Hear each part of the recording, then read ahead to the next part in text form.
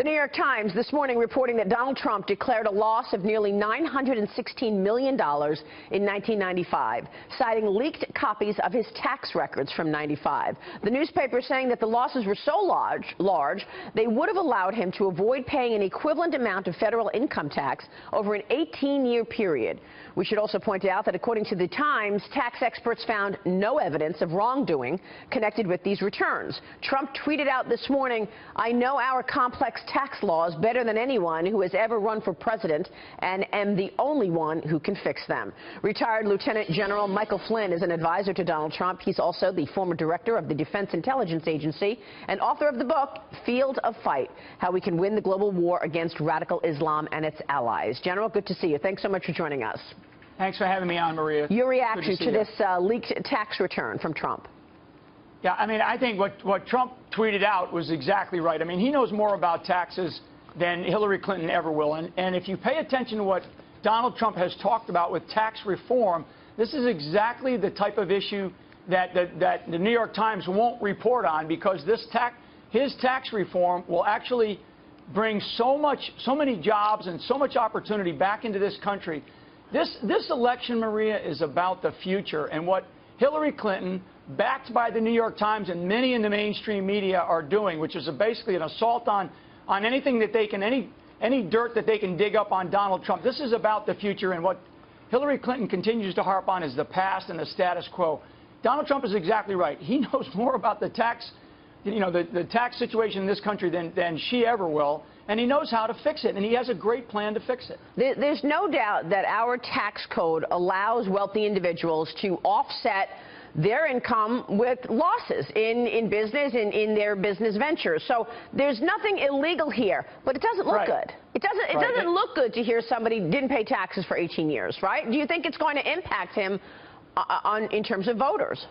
No, I mean, especially where it's printed in the New York Times, which, nobody outside of the city of New York or the bubble of Washington, D.C. even reads that journal. So, I mean, it's not going to impact anybody that's already in Trump's camp. And frankly, there's a lot of Bernie Sanders voters that are looking at what's going on right now, and they are starting to jump ship because some of the things that Hillary Clinton has recently said. So this issue is a non-issue. This election is about the future. It's about a positive direction for the United States of America to head, and Hillary Clinton represents nothing but the same old stuff, status quo, and frankly, just these dirty tricks attacks, backed by the media, backed by the mainstream media, and especially the New York Times, Washington Post. I mean, all these. It's just unbelievable to me. And people are sick of it, Maria. General, the broader issue here is that, I mean, I agree with you. He's got a very good economic message. The fact is when you talk about lowering corporate taxes and rolling back regulations, there is every reason to believe that in fact, will move the needle on economic growth. And his plan will, in fact, have traction.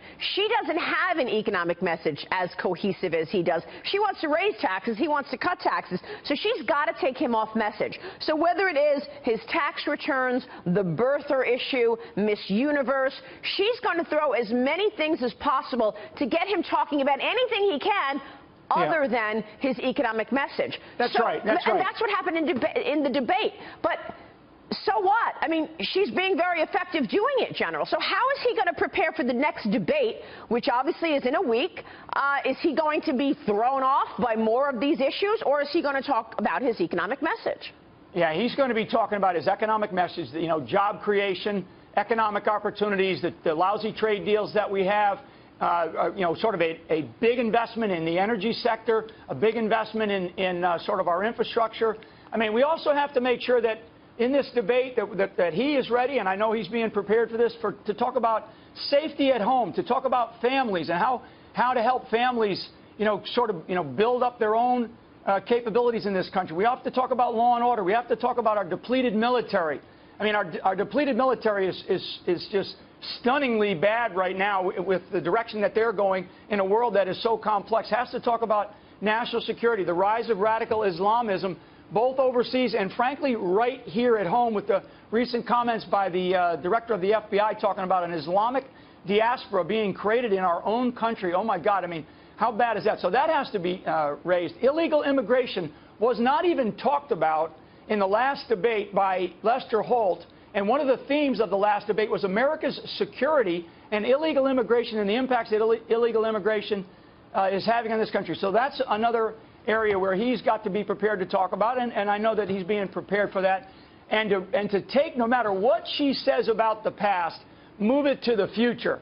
Move it to what Donald Trump is going to offer this country in the future. And I'm telling you that we cannot stand for any more of the sort of the dead-end opportunities that are being presented by, frankly, Hillary Clinton and her campaign, which is essentially the same as what we've seen in the last 8 years with a very slow growth economy, a depleted military, and the lack of opportunity in our country, whereas that's what Donald Trump offers for America. Can he do it, though, General? We know his economic plan. We know that his priority is to keep the country safe, and he wants to do that through immigration and a better vetting process, but he doesn't seem to be communicating that, certainly not when he's tweeting about Miss Universe and about his tax returns.